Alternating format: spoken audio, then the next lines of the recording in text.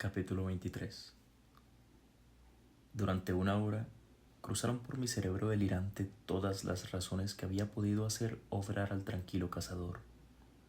Bullían en mi cabeza las ideas más absurdas. Me volvía loco. Pero por fin se produjo un ruido de pasos en las profundidades del abismo. Hasta subía. Empezaba a deslizarse por las paredes la dudosa luz de su linterna y apareció después por la abertura del corredor. Se acercó a mi tío, lo tocó ligeramente en un hombro y lo despertó sin ruido. Mi tío se levantó. ¿Qué ocurre?, dijo. Baten, respondió el cazador. Sin duda, bajo la inspiración de violentos dolores todos nos hacemos políglotas.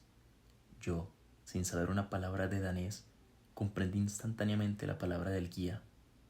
Agua, agua, exclamé palmoteando, gesticulando como un insensato. Agua, repetía mi tío. ¿Var?, preguntó el islandés. Nedad, respondió Hans. ¿Dónde? ¿Abajo? Lo comprendí todo. Cogí las manos del cazador con los mayores extremos, mientras él me miraba con calma. No fueron largos los preparativos de marcha, y luego nos colamos por un corredor cuya pendiente era de 2 pies por toesa. Una hora después, habíamos andado unas 1000 toesas y bajado 2000 pies. En aquel momento oí distintamente un sonido insólito que corría por los flancos de la pared granítica, como una especie de mugido sordo, como un trueno lejano. Durante aquella primera hora de marcha, no encontrando el manantial anunciado, se reprodujeron mis angustias, pero entonces mi tío me explicó el origen de los ruidos que se producían. Hans no se ha engañado, dijo. Lo que oyes es el ruido de un torrente. ¿Un torrente?, exclamé. Sin duda alguna, alrededor de nosotros circula un río subterráneo. Aceleramos el paso como alentados por la esperanza. Yo no sentía ya cansancio alguno. Me refrescaba el solo ruido del agua murmurador, ruido que aumentaba sensiblemente. El torrente, después de haberse sostenido mucho tiempo encima de nuestra cabeza, corría por la pared de la izquierda, mugiendo y saltando. Pasé frecuentemente la mano por la pared, esperando encontrar en ella vestigios de resumo o humedad, pero en vano. Transcurrió otra media hora, se avanzó otra media legua. Entonces vi evidentemente que el cazador durante su desaparición no había podido llevar más allá sus investigaciones. Guiado por un instinto peculiar de los montañeses, de los hidroscopos, percibió aquel torrente dentro de la roca, pero sin haber visto el precioso líquido. Él no había bebido. Luego se echó de ver que si continuamos nuestra marcha, nos alejaríamos de la corriente, cuyo murmullo iba disminuyendo. Volvíamos atrás. Hans se detuvo en el punto preciso que parecía estar más cerca del torrente. Me senté junto a la pared, en tanto que las aguas corrían a 2 pies de distancia con mucha violencia, pero de ellas nos separaba una muralla de granito. Sin reflexionar, sin preguntarme si había algún medio de procurarse aquella agua, volví a entregarme momentáneamente a la desesperación. Hans me miró y creí ver asomar a sus labios una sonrisa. Se levantó y cogió la lámpara. Le seguí. Se dirigió hacia la pared. Yo no hacía más que mirarle. Aplicó su oído a la piedra seca y lo paseó por ella lentamente, escuchando con la mayor atención. Comprendí que buscaba el punto preciso en que el torrente mugía con más estrépito. Encontró el punto deseado en la pared lateral izquierda, a 3 pies de altura. Cuán conmovido estaba yo. No me atreví a adivinar lo que quería hacer el cazador, pero fuerza fue comprenderle y aplaudirle, y le abrumé con mis caricias cuando le vi coger el zapapico para atacar la misma roca. ¡Salvados!, exclamé. Sí, repetía mi tío con alegría frenética. Hans tiene razón. Ah, bravo cazador. Esto a nosotros no se nos hubiera ocurrido. Me parece que no, por sencillo que sea semejante medio. Nada más peligroso que jugar con la armazón del globo. Podía sobrevenir un hundimiento que nos aplastase. Podía producirse una inundación y ser invitados por el torrente. No eran quiméricos estos peligros, pero en ocasión tan crítica y tan apremiante, No podían detenernos temores de hundimiento o de inundación, pues para apagar nuestra sed hubiéramos abierto una sangría al mismo océano. Hans empezó este trabajo que mi tío y yo no hubiéramos podido llevar a cabo. Nuestra mano, impelida por nuestra misma impaciencia, hubiera precipitado sus golpes y hecho pedazos la roca.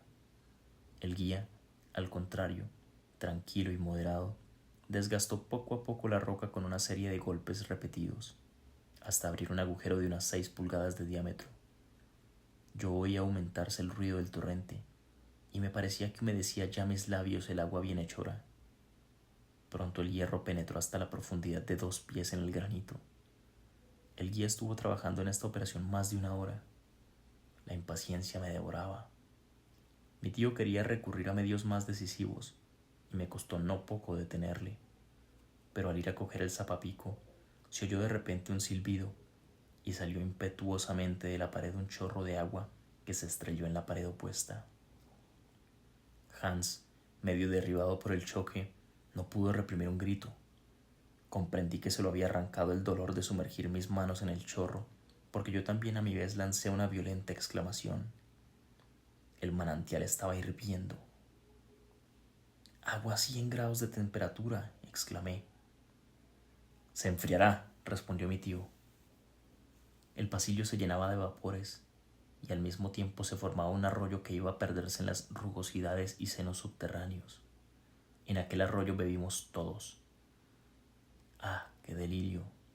¡Qué incomparable voluptuosidad! ¿Qué era aquella agua? ¿De dónde venía? Poco nos importaba averiguarlo. Era agua, y si bien estaba aún tibia, volvía al corazón la vida que se escapaba. Yo la bebí sin respirar y sin paladearla siquiera. Hasta después de un minuto de goce no exclamé: «Es agua ferruginosa». «Y muy mineralizada», respondió mi tío. «Es excelente para el estómago. Los que van a tomar las aguas a Spa o Tueplis podrían venir aquí sin desventaja». «Ajá, es cosa rica». «Ya lo creo. Un agua cogida a 2 leguas bajo tierra. Tiene un sabor a tinta que no es desagradable. Qué riqueza nos ha producido Hans. Propongo agradecido dar su nombre a este arroyo solitario». «Aprobado», exclamé yo, y quedó inmediatamente adoptado el nombre de Hans Bach. No envaneció a Hans distinción tan honorífica. Después de haber bebido con moderación, se recostó contra la pared con su calma acostumbrada. «Ahora», dije yo, «convendría no dejar perder esta agua».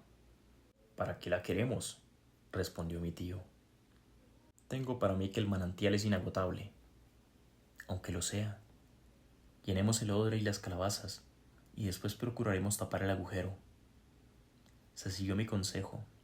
Hans, con piedras y estopas, trató de obstruir la abertura practicada en la pared. No era cosa fácil.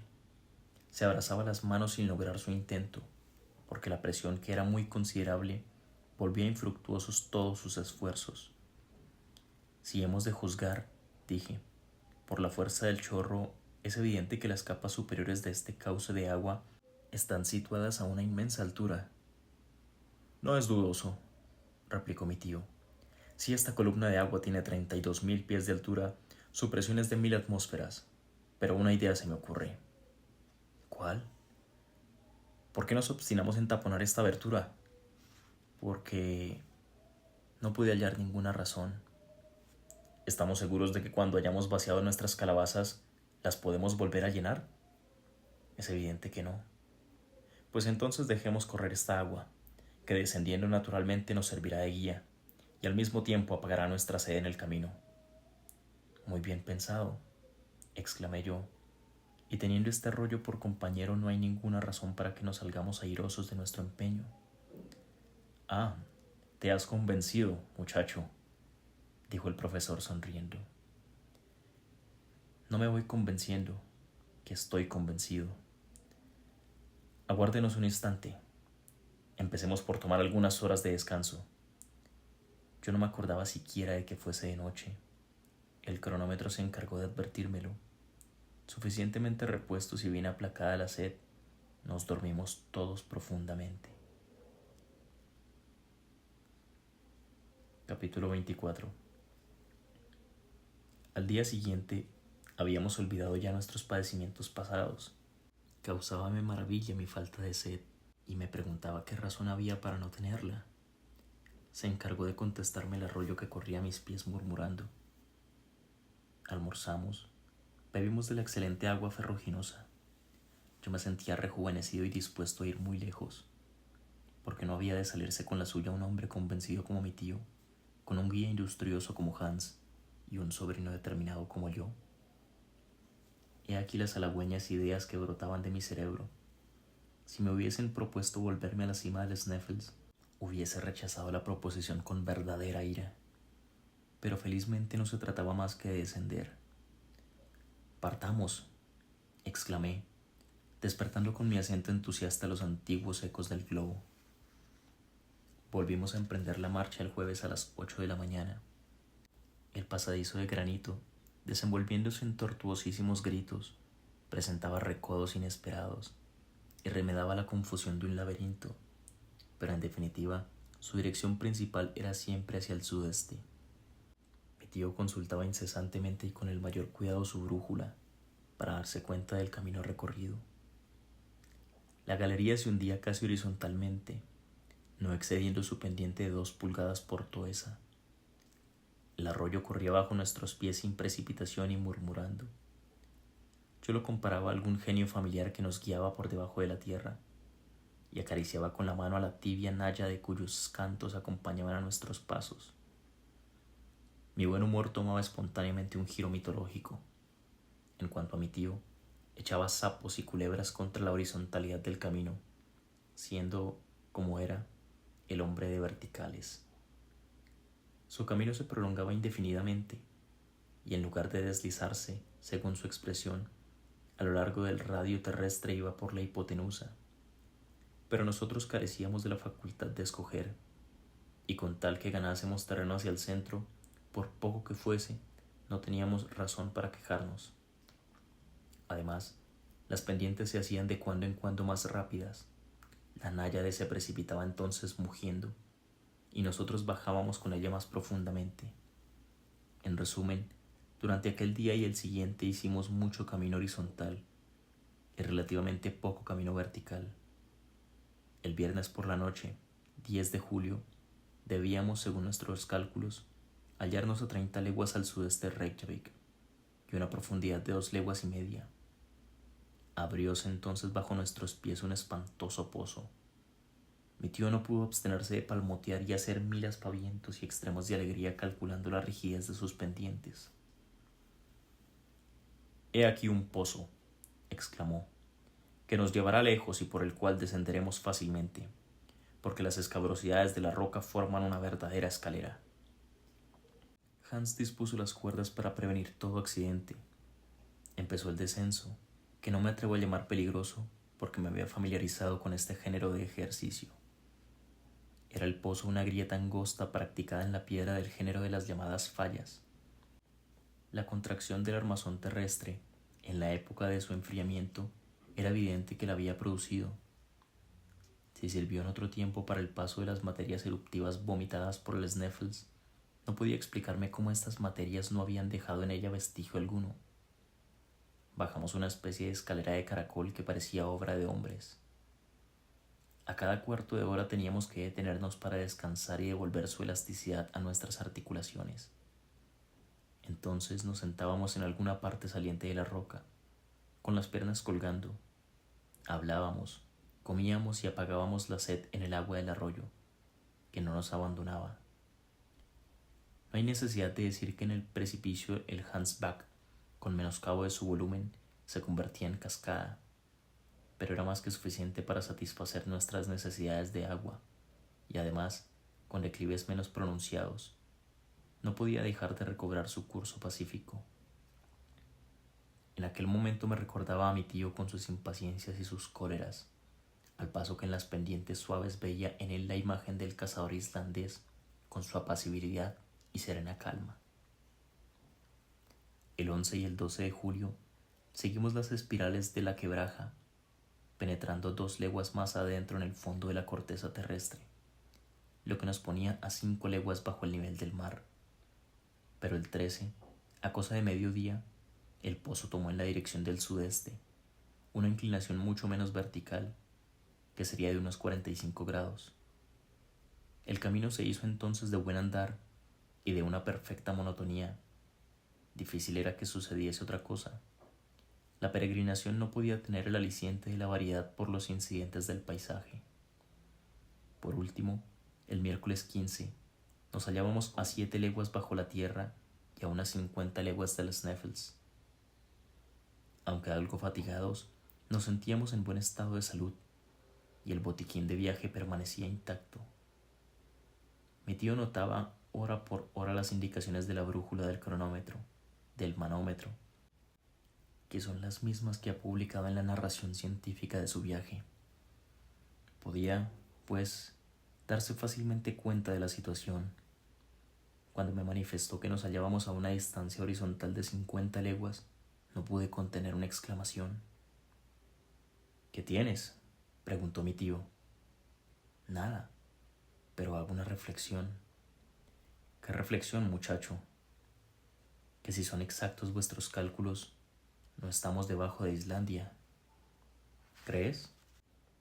Es más fácil asegurarnos de ello. Tomé con el compás mis medidas en el mapa. No me engañaba, dije.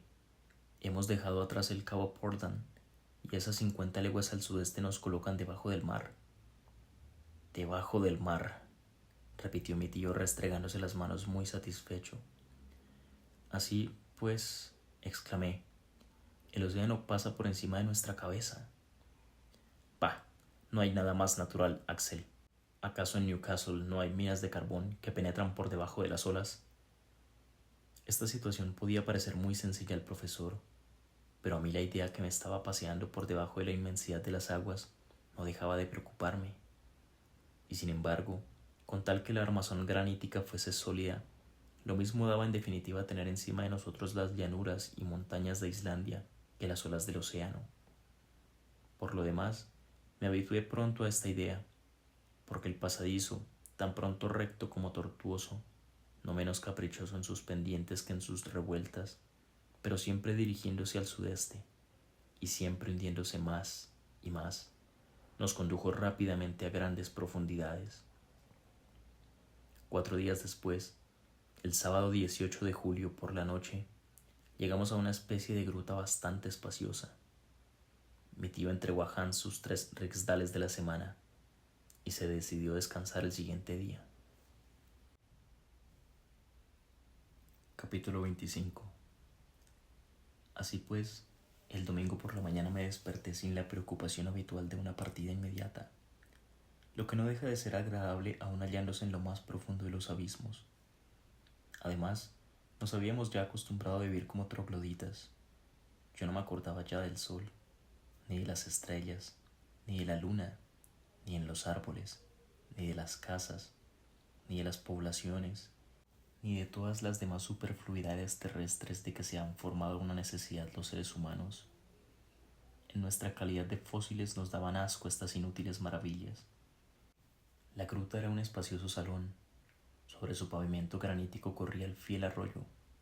A tanta distancia de su origen, su agua no tenía ya más que la temperatura ambiente y se dejaba beber sin dificultades.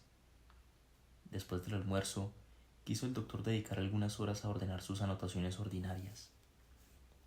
En primer lugar, dijo él, voy a hacer mis cálculos con el fin de determinar exactamente nuestra situación, pues quiero, a nuestro regreso, hallarme en actitud de trazar un mapa de nuestro itinerario, una especie de sección vertical del globo que dará el perfil de la expedición. Será cosa curiosa, tío, pero ¿tendrán vuestras observaciones un grado suficiente de precisión? Sí, he notado con cuidado los ángulos y las pendientes. Seguro estoy de no engañarme. Veamos lo primero de todo dónde estamos. Toma la brújula y observa la dirección que indica. Miré el instrumento y después de un atento examen respondí. Cuarto al sudeste. Corriente, dijo el profesor apuntando la observación y haciendo rápidamente algunos cálculos. De aquí deduzco que nos separan 85 leguas del punto de partida. Viajamos, pues, bajo el Atlántico. Perfectamente. Donde en este momento se desencadena tal vez una tempestad y las olas y el huracán sacuden buques y buques sobre nuestra cabeza. Es posible. Y vienen tal vez las ballenas a azotar con su formidable coraza los muros de nuestra cárcel. Tranquilízate, Axel. No los derribarán. Pero volvamos a nuestros cálculos. Estamos a 85 leguas al sudeste de la base del Sneffels, y según mis precedentes notas, calculo que es de 16 leguas la profundidad alcanzada. 16 leguas, exclamé. Sin duda. Pero 16 leguas son el límite extremo que la ciencia señala al grueso de la corteza terrestre. No digo que no. Y aquí, según la ley del aumento de la temperatura, debería existir un calor de 1500 grados. Debería, muchacho. Y todo este granito no podría conservar su estado sólido y se hallaría en plena fusión. Ya ves que no es así, y que los hechos, como tienen de costumbre, echan abajo las teorías. Tengo que convenir en ello, pero estoy asombrado. ¿Qué indica el termómetro? 27 grados 6 décimas. Pues no faltan más que 1474 grados y 4 décimas de grado para que los sabios tengan razón. El aumento proporcional de la temperatura es ya para nosotros un error manifiesto. No se engañaba, pues, Humphrey Davy, y sé de consiguiente muy bien hacerle caso. ¿Qué tienes que responder? Nada. La verdad es que había tenido mucho que decir. Yo no admitía en manera alguna la teoría de Davy, y seguía creyendo en el calor central, no obstante experimentar sus efectos. Preferiría admitir que aquella chimenea de un volcán apagado, cubierta de lavas refractarias, no permitía a la temperatura propagarse por sus paredes. Pero sin detenerme a buscar argumentos nuevos, me limité a tomar la situación tal como era. Tío, respondí, tengo por exactos todos vuestros cálculos, pero permitidme sacar de ellos una consecuencia rigurosa. Despáchate a tu gusto, muchacho. En el punto en que nos hallamos bajo la latitud de Islandia, el radio terrestre es de 1583 leguas próximamente. 1583 y un tercio de legua. Pongamos en cifras redondas 1600 leguas, de las cuales hemos andado 12, ¿no es verdad? Verdad es. ¿Y las hemos andado a costa de una diagonal de 85 leguas? Perfectamente. ¿En 20 días aproximadamente? En 20 días. Y como 16 leguas constituyen la centésima parte del radio terrestre, emplearemos en descender, al paso que vamos, 2000 días, que reducidos años son cerca de 5 años y medio.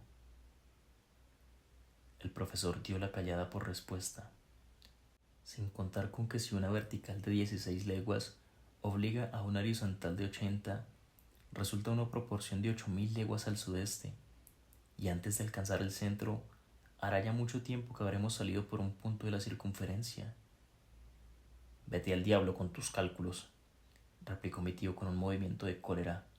Al infierno tus teorías. ¿Sobre qué descansan? ¿Quién te ha dicho que este pasadizo no nos lleva directamente a nuestro objeto? Yo tengo a mi favor un precedente.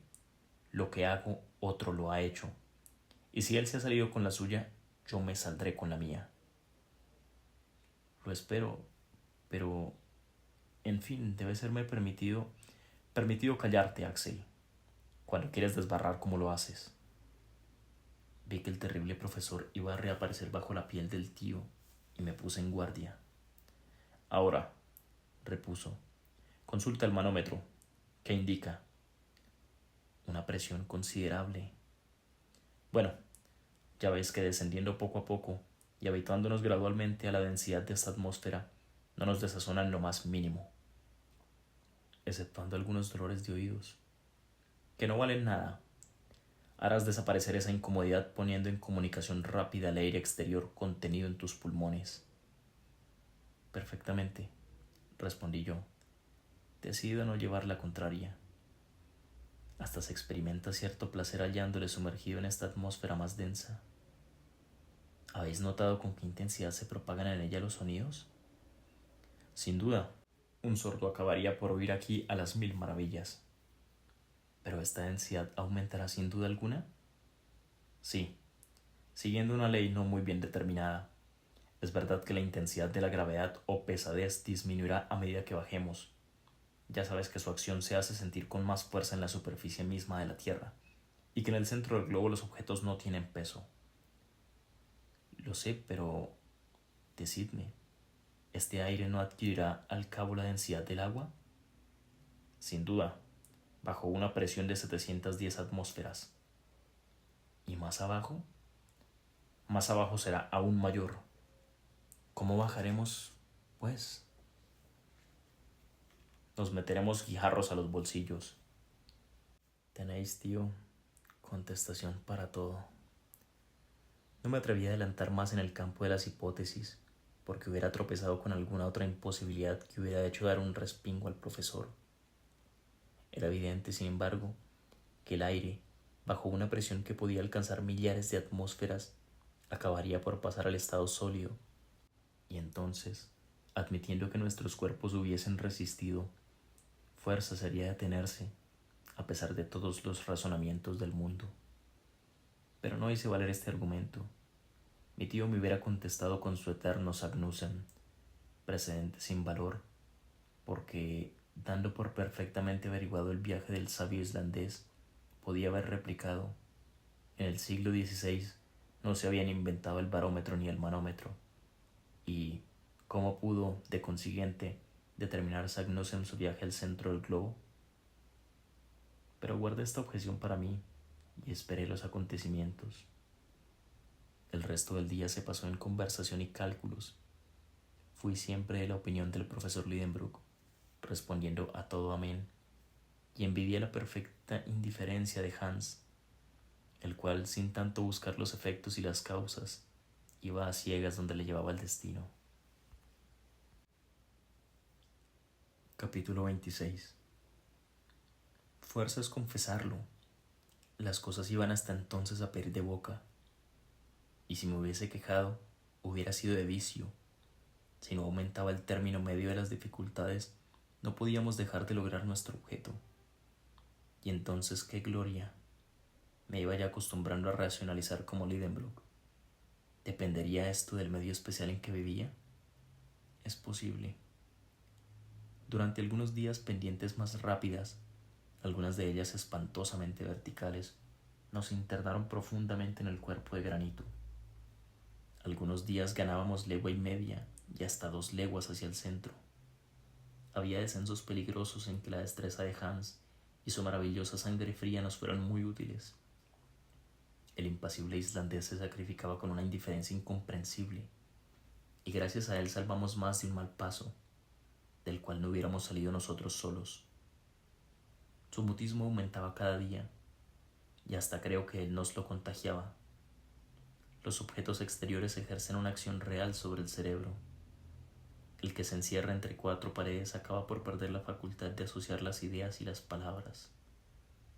¿Cuántos prisioneros célebres se han vuelto imbéciles, ya que no locos, por falta de ejercicio de las facultades pensadoras? Durante las 2 semanas que sucedieron a nuestra última conversación, no se produjo ningún incidente que digno sea de cortar. No encuentro en mi memoria más que un solo acontecimiento de una gravedad suma, del cual difícil me sería olvidar el pormenor más insignificante. El 7 de agosto, nuestros sucesivos descensos nos habían llevado a una profundidad de 30 leguas, es decir, que teníamos sobre nuestras cabezas 30 leguas de rocas, de océano, de continentes y de ciudades. Debíamos hallarnos a la sazón de 200 leguas de Islandia. Aquel día seguía el túnel un plano un poco inclinado. Yo iba adelante, llevando uno de los aparatos de Ruhmkorff con que examinaban las capas de granito. Mi tío llevaba el otro. De repente, volviéndome, noté que estaba solo. Bueno, dije para mí, he andado demasiado deprisa. O tal vez Hans y mi tío se han detenido en el camino. Voy, pues, a su encuentro.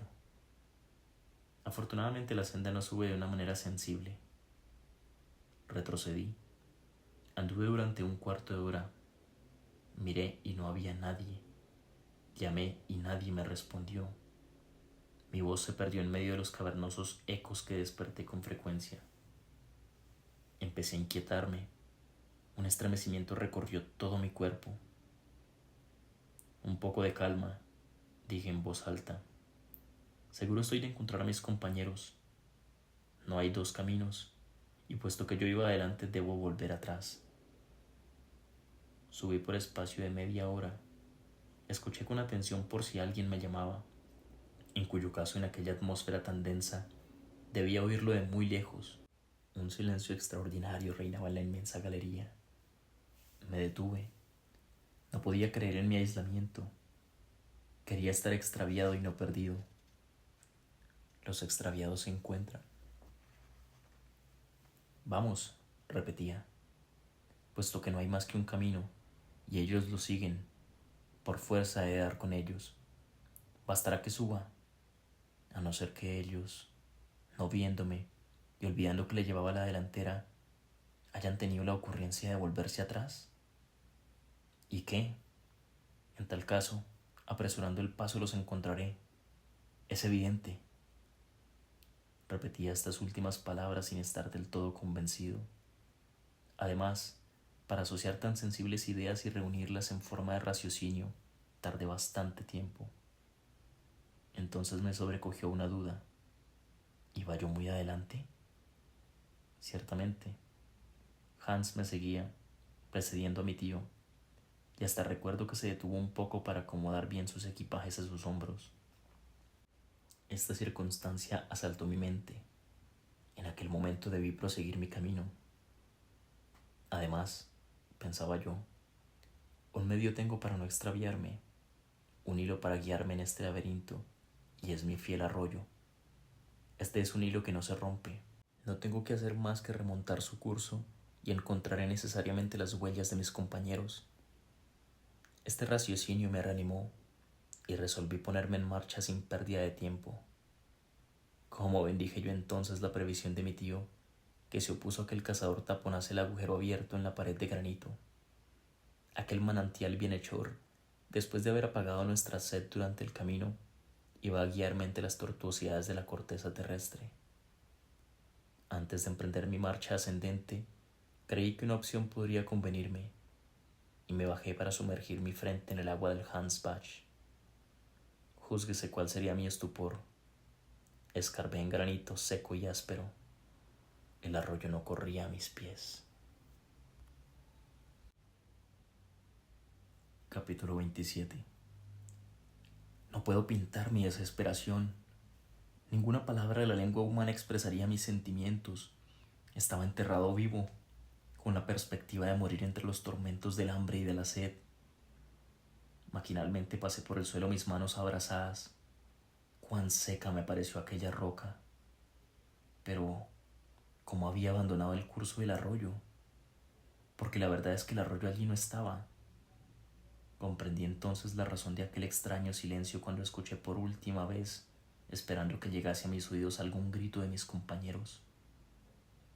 Así es que en el momento de entrar imprudentemente en aquel camino equivocado, no noté la falta del arroyo. Es evidente que en aquella ocasión se abrió delante de mí una bifurcación de la galería, en tanto que el Hansbach, obedeciendo a los caprichos de otra pendiente, se iba con mis compañeros a profundidades desconocidas. ¿Cómo volver? No había ninguna huella, ni la dejaba tampoco mi pie en aquel granito. Me devanaba los sesos buscando la solución de aquel insoluble problema. Mi situación se resumía en una palabra: perdido. Sí, perdido a una profundidad que me parecía inconmensurable. Aquellas 30 leguas de corteza terrestre pesaban sobre mis hombros con un espantoso peso. Me sentía aplastado. Me esforcé en ocuparme de las cosas de la tierra. Lo conseguí difícilmente. Hamburgo, la casa de Königstrasse, mi pobre Grauben. Todo aquel mundo bajo el cual me estrellaba pasó rápidamente por delante de mi memoria despavorida. Volví a ver vívidamente alucinando los incidentes del viaje, la travesía, Islandia, El señor Fredrickson, el Sneffels. Me dije que, si en mi posición conservaba una sombra de esperanza, esa sombra sería un síntoma de locura y que valía más despertar. En efecto, ¿qué poder humano podía volverme a la superficie del globo y descoyuntar las bóvedas enormes que se conservaban encima de mi cabeza? ¿Quién podía reconducirme al buen camino para reunirme con mis compañeros? Oh, tío, exclamé con el acento de la desesperación. Fue la única palabra de reconvención que asomó a mis labios, porque comprendí que él también estaría sufriendo buscándome a su vez. Cuando me vi lejos de todo auxilio humano, incapaz de intentar medio alguno de salvación, pensé en la ayuda al cielo, los recuerdos de mi infancia, los de mi madre, a la cual no conocí sino en el tiempo de los besos, se agolparon en mi memoria. Recurrí a la oración, por pocos que fuesen mis derechos a ser oídos del Dios al cual me dirigí tan tarde y oré con fervor. Aquella invocación, aunque tardía, a la providencia, me tranquilizó un poco y pude concentrar sobre mi situación todas las fuerzas de mi inteligencia. Tenía víveres para 3 días y mi calabaza estaba llena. Sin embargo, no podía estar más tiempo solo, pero era preciso subir o bajar. Subir, evidentemente, siempre subir. Había de llegar, subiendo, al punto en que había abandonado el arroyo, a la funesta bifurcación. Allí, teniendo el arroyo bajo mis pies, podría volver a la cima del Sneffels, como no se me había ocurrido antes. Había evidentemente una probabilidad de salvación. Lo que más me importaba era, pues, hallar el curso del Hansbach. Me levanté y apoyándome en mi bastón subí por la galería. La pendiente era considerable. Andaba con esperanza y desembarazo, puesto que no tenía más camino que seguir. Durante 1 hora, ningún obstáculo detuvo mis pasos. Traté de reconocer mi camino por la forma del túnel, por el vuelo de ciertas rocas, por la disposición de las revueltas, pero ninguna señal particular me llamó la atención, y no tardé en reconocer que aquellas galerías no podían conducirme a la bifurcación. Era un callejón sin salida. Tropecé contra un muro impenetrable y caí sobre la roca. No puedo expresar el horror, la desesperación que se apoderó de mí. Quedé anonadado. Mi última esperanza acababa de estrellarse contra el muro de granito. Perdido en un laberinto cuyas tortuosidades y senos cruzaban en todos sentidos, inútil hubiera sido intentar una evasión que era imposible. Fuerza era sufrir la más espantosa muerte, y, cosa extraña, me vino al pensamiento que si encontraba un día mi cuerpo en estado fósil, su encuentro a 30 leguas dentro de las entrañas de la tierra suscitaría graves cuestiones científicas. Quise hablar en voz alta, pero solo pasaron entre mis labios secos acentos rotos. Jadeaba. En medio de mis angustias, se apoderó de mí un nuevo terror. Al caer, se había estropeado mi lámpara y no había posibilidad de componerla. La luz palidecía e iba a faltarme. Veía cómo la corriente luminosa se amortiguaba en la serpentina del aparato. Una procesión de sombras movedizas pasaba por las tétricas paredes. No me atrevía a bajar los párpados para no perder el menor átomo de aquella claridad fugitiva. A cada instante me parecía que iba a desvanecerse y que lo negro me invadía. Tembló, en fin, en la lámpara un último resplandor. Lo seguí, lo aspiré con la mirada, concentré en él todo el poder de mis ojos, como en la última sensación de luz que me era dado experimentar, y quedé abismado en las inmensas tinieblas. Qué terrible grito salió de mi pecho. Arriba, en medio de las noches más profundas, la luz no abandona jamás enteramente sus derechos. Es difusa, es sutil, pero por poco que de ella quede, la retina, acabó al fin por percibirla. Allí nada. La sombra absoluta hacía de mí un ciego en toda la extensión de la palabra. Entonces perdí la cabeza. Me levanté con los brazos extendidos hacia adelante, buscando a tientas sin saber lo que buscaba.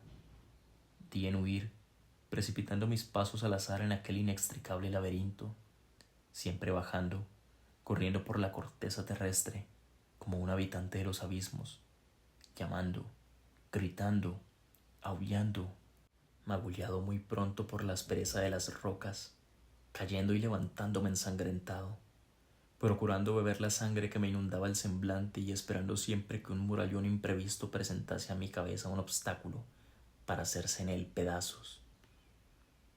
¿A dónde me condujo aquella carrera insensata? Lo ignoro eternamente. Después de algunas horas, agotadas sin duda mis fuerzas, caí como un cuerpo inerte a lo largo de la pared y perdí todo sentimiento de existencia. Capítulo 28. Cuando volví a la vida, mi semblante estaba mojado, pero mojado de lágrimas. No puedo decir cuánto duró mi estado de insensibilidad. No tenía miedo alguno de darme cuenta del tiempo. No hubo nunca soledad como la mía, ni un abandono tan completo. Después de caer había perdido mucha sangre. Me sentía inundado en ella. Cuánto lamento no haber muerto, teniendo que morir. No quería pensar, desechaba todas las ideas y vencido por el dolor, rodeé hasta cerca de la pared opuesta. Sentí que iba a caer otra vez desvanecido y ya me parecía que había llegado mi último instante, cuando un ruido violento hirió mis oídos. Era un ruido semejante al retumbo de un trueno, y oí perderse poco a poco las ondas sonoras en las lejanas profundidades del abismo. ¿De dónde provenía tal estruendo? Sin duda de algún fenómeno que se realizaba en el seno de la Tierra, sin duda de la explosión de un gas, o de la caída de alguno de los sustentáculos del globo. Escuché. Quise averiguar si se repetía el estrépito. Transcurrió un cuarto de hora. Reinaba en la galería un fúnebre silencio. No percibía ni los latidos de mi corazón. De repente mi oído, aplicado por casualidad a la pared, creyó sorprender palabras vagas, ininteligibles, lejanas. Me estremecí. Dije para mí, una ilusión acústica. Pero no. Escuchando con más atención, oí realmente un rumor de voces, pero mi debilidad no me permitía comprender lo que se decía. Sin embargo, hablaban. No me cabía la menor duda. Llegué a temer un instante que aquellas palabras fuesen las mismas palabras mías que me devolvían eco.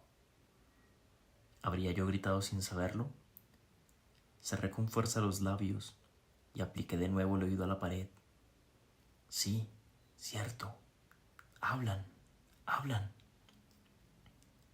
Trasladándome algunos pies más lejos a lo largo de la pared, oí distintamente. Llegué a percibir palabras inciertas, extrañas, incomprensibles. Llegaban a mí como si se hubieran pronunciado en voz baja, murmuradas, si así puede decirse. El vocablo forlorat se repetía varias veces con acento de dolor. ¿Qué significaba? ¿Quién lo pronunciaba? Mi tío o Hans, era evidente. Pero puesto que yo los oía, ellos podrían oírme. ¡Auxilio! Grité con toda la fuerza de mis pulmones. ¡Auxilio! Escuché. Esperé en la sombra una respuesta, un grito, un suspiro. Nada se dejó oír. Pasaron algunos minutos. Todo un mundo de ideas había nacido en mi mente. Pensé que mi voz debilitada no podía llegar a mis compañeros. Porque ellos son, repetía. ¿Cuáles otros se habrían sepultado a 30 leguas bajo tierra?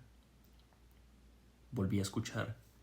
Paseando mi oído por la pared, hallé un punto matemático en lo que parecía que las voces alcanzaban su máxima intensidad. La palabra forlorat llegó de nuevo a mis oídos, y después otro retumbo de trueno como el que me había sacado de mi estupor. No, dije yo. Esas voces no se oyen atravesando la pared. La pared es de granito y no se dejaría penetrar por la detonación más violenta. Ese ruido llega por la misma galería. Preciso es que hay aquí un efecto particular de acústica. Escuché de nuevo, y esta vez, sí, esta vez oí mi nombre distintamente lanzado en el espacio. Era mi tío quien lo pronunciaba. Hablaba con el guía, y la palabra Forlorat era una palabra danesa. Todo lo comprendí entonces.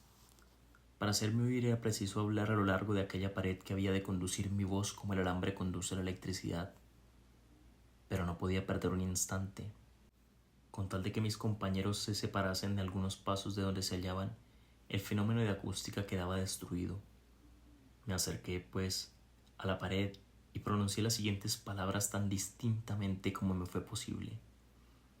Tío Lidenbrook. Escuché con la mayor ansiedad. El sonido no se propagaba con una rapidez suma. La densidad de las capas de aire aumentaba su intensidad, pero no su velocidad. Algunos segundos pasaron que me parecieron siglos, y al fin llegaron a mis oídos estas palabras. Axel, Axel, ¿eres tú? Sí, sí, respondí. Hijo mío, ¿dónde estás? Perdido en la más profunda oscuridad. Pues, ¿y la lámpara? Apagada. ¿Y el arroyo? Desapareció. Axel, mi pobre Axel, valor.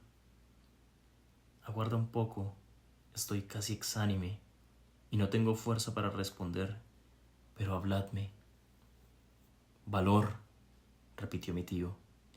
No hables, no hagas más que escucharme. Te hemos buscado subiendo y bajando la galería. Imposible encontrarte. Ah, cuánto te he llorado, hijo mío. En fin, suponiéndote siempre en el camino de Hansbach, hemos vuelto a bajar disparando tiros.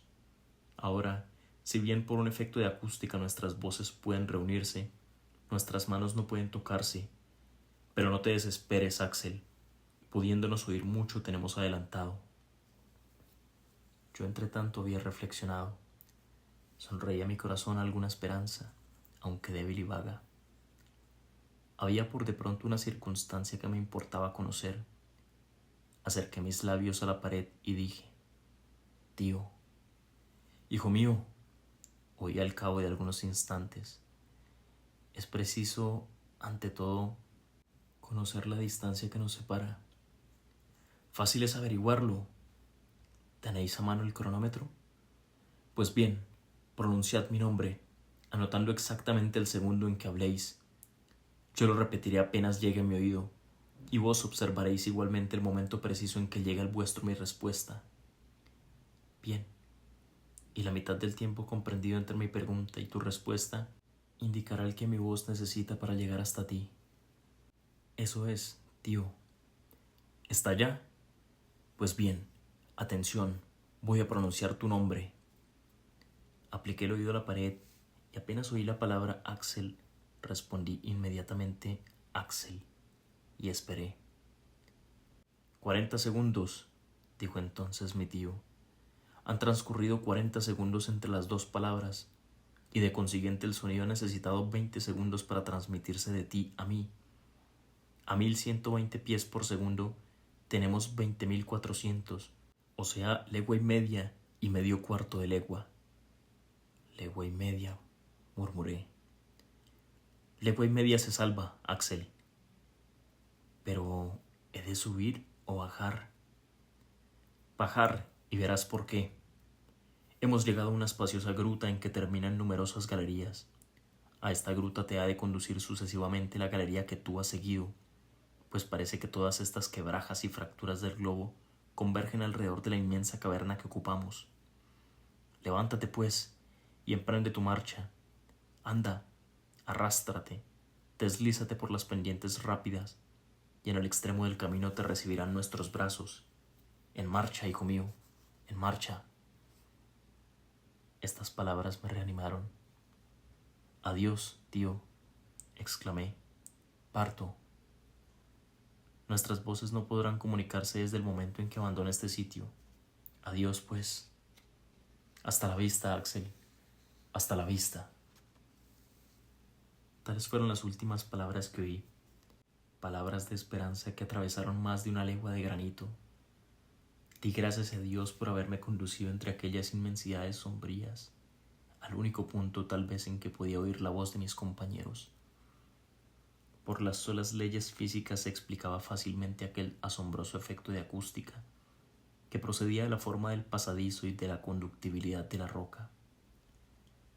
Muchos ejemplos hay de propagación de sonidos, que no son perceptibles en los espacios intermedios. Recuerdo varios sitios en que se observa este fenómeno, entre otros la Galería Interior de San Pedro en Londres, y, sobre todo, esas curiosas cavernas de Sicilia, esos circos o mazmorras próximas a Siracusa, de las cuales es en este género la más maravillosa la conocida con el nombre de Oreja de Dionisio. Estos recuerdos se acumularon en mi mente, y me pareció que puesto que llegaba hasta mí la voz de mi tío, no me separaba de él ningún obstáculo insuperable. Siguiendo el camino del sonido, debía lógicamente llegar como llegaba a él, a no ser que me abandonasen las fuerzas. Me levanté, anduve arrastrándome. La pendiente era bastante rápida. Me deslicé por ella. La velocidad de mi descenso, verificado casi por mi propio peso, aumentaba en una proporción tan espantosa que era casi una caída. No tenía fuerza para detenerme. De repente, me sentía en el aire, sin que mis pies tocasen en la tierra. Botaba rodando por las escabrosidades de una galería vertical, de un verdadero pozo. Di de cabeza contra la punta de una roca y quedé sin conocimiento. Capítulo 29. Cuando volví en mí, estaba en una semioscuridad, tendido sobre tupidas mantas. Mi tío velaba espiando en semblante un vestigio de existencia. A mi primer suspiro, me cogió de la mano. A mi primera mirada, lanzó un grito de alegría. «¡Vive! ¡Vive!», exclamó. «Sí», respondí con voz débil. «Hijo mío», dijo mi tío abrazándome, «te has salvado». Me afectó vivamente el acento con que fueron pronunciadas estas palabras, y más aún los asiduos cuidados con que las acompañaron. Duerme, pues, hijo mío, y mañana lo sabrás todo. Quisiera que me dijese qué hora es y a cuántos del mes estamos. Las 11 de la noche, domingo 9 de agosto, y no me preguntes nada hasta mañana. En realidad, estaba muy débil, y mis ojos se cerraron involuntariamente. Necesitaba una noche de descanso, y me adormecí con la idea de que mi aislamiento había durado 4 largos días. Al día siguiente, al abrir los ojos, los volví alrededor. Mi cama, hecha con todas las mantas de viaje, se hallaba en una gruta encantadora, cuyas paredes cubría magníficas estalagmitas y cuyo suelo tapizaba finísima arena. Reinaba en ella un resplandor dudoso. No había encendida ninguna antorcha, ninguna lámpara, y sin embargo, por una estrecha abertura de la gruta, entraban, viniendo del interior, ciertas claridades inexplicables. Oía también un murmullo vago e indefinido, semejante al gemido de las olas que se rompen en una playa, y algunas veces silbidos parecidos a los del viento. Me preguntaba a mí mismo si estaba, en efecto, despierto o si estaba soñando. Me preguntaba si mi cerebro estaba enfermo a consecuencia de mi última caída y percibía ruidos puramente imaginarios. Sin embargo, no podían engañarme hasta el tal punto mis ojos y mis oídos. «¿Es un rayo de luz?», me dije, «el que se desliza por esa abertura de las rocas. ¿Está producido por las olas el murmullo que oigo? ¿Percibo los silbidos del viento? ¿Me engañan mis sentidos o hemos vuelto a la superficie de la tierra? ¿Ha renunciado mi tío a su expedición o ha terminado felizmente?». Sometí a mi propio juicio estas cuestiones insolubles cuando entró el profesor. «Buenos días, Axel», dijo alegremente. Ya sé yo que te sientes bien. Muy bien, dije incorporándome. Has dormido muy tranquilo. Hans y yo te hemos velado alternativamente y hemos visto que adelantabas mucho en tu curación. Así es, la verdad me siento como si tal cosa, dispuesto a honrar el almuerzo que tengáis a bien servirme. Almorzarás, muchacho. No te queda rastro de calentura. Hans ha aplicado a tus heridas no sé qué ungüento maravilloso que los islandeses guardan como un secreto. Vale más oro que pesa nuestro cazador. Mi tío, al mismo tiempo que hablaba, me ponía delante algunos alimentos que yo devoraba con ansia, no obstante sus recomendaciones. Entretanto, merodeaban mis preguntas y él contestaba a ellas. Supe entonces que mi caída providencial me había conducido precisamente al extremo de una galería casi perpendicular, a la que llegué envuelto en un torbellino de piedras, de las cuales la menor hubiera bastado para aplastarme, de lo que era lícito deducir que una parte de la pared por la cual me deslicé se había deslizado conmigo. Tan espantoso vehículo no me abandonó hasta llegar a los brazos de mi tío, que me recibieron ensangrentado y exánime. Es verdad, me dijo, es un milagro que no te hayas muerto 1000 veces, pero, por Dios, procuremos en lo sucesivo no separarnos, porque nos expondríamos a no volvernos a ver. No separarnos. Es decir, que el viaje no había aún concluido. Abrí los ojos con asombro, lo que provocó inmediatamente esta pregunta. ¿Qué quieres, Axel? Dirigiros una pregunta. Decís que estoy sano y salvo. Ya se ve que sí. ¿Tengo ilesos todos mis miembros? Indudablemente. ¿Y también la cabeza? Perfectamente, sobre tus hombros. No obstante las contusiones. Eso, no obstante, me temo que esté mi cerebro descompuesto. ¿Descompuesto? Sí. ¿No hemos vuelto a la superficie del globo? No, por cierto. Pues entonces estoy loco, pues percibo la luz del día y oigo, a no poderlo dudar, el ruido del viento que sopla y del mar que se rompe. Ah, ¿no es más que eso? Pues explicadme. ¿Cómo he de explicarte lo que es inexplicable? Tú mismo verás y entonces comprenderás que la ciencia geológica no ha pronunciado aún su última palabra. Salgamos, pues, exclamé, levantándome de repente. No, Axel, no. El aire te haría daño. ¿El aire libre? Sí, hace un viento bastante fuerte. No quiero que te expongas. Pero si estoy completamente bueno. Un poco de paciencia, muchacho. Una recaída podría costaros cara y no debemos perder tiempo porque la travesía puede ser larga. ¿La travesía? Sí, descansa hoy todavía y nos embarcaremos mañana. ¿Embarcarnos? Esta última palabra me hizo dar un salto. ¿Cómo? Embarcarnos. Es decir, que teníamos a nuestra disposición un río, un lago, un mar. ¿Había quizás un buque anclado en algún puerto interior? Mi curiosidad estaba excitada hasta el último punto. En vano mi tío me quiso contener. Cuando vio que mi impaciencia era tal que podría perjudicarme más que la satisfacción de mis deseos, cedió. Me vestí en un abrir y cerrar de ojos. Para mayor seguridad, me envolví en una manta y salí de la cueva. Capítulo 30. Al principio no vi nada. Mis ojos, vivamente impresionados por la luz, a la cual no estaban ya acostumbrados, se cerraron irresistiblemente. Cuando los pude volver a abrir, me quedé maravillado, y más aún que maravillado, atónito. «¿El mar?», exclamé. «Sí», respondió mi tío, «el mar Lidenbrock.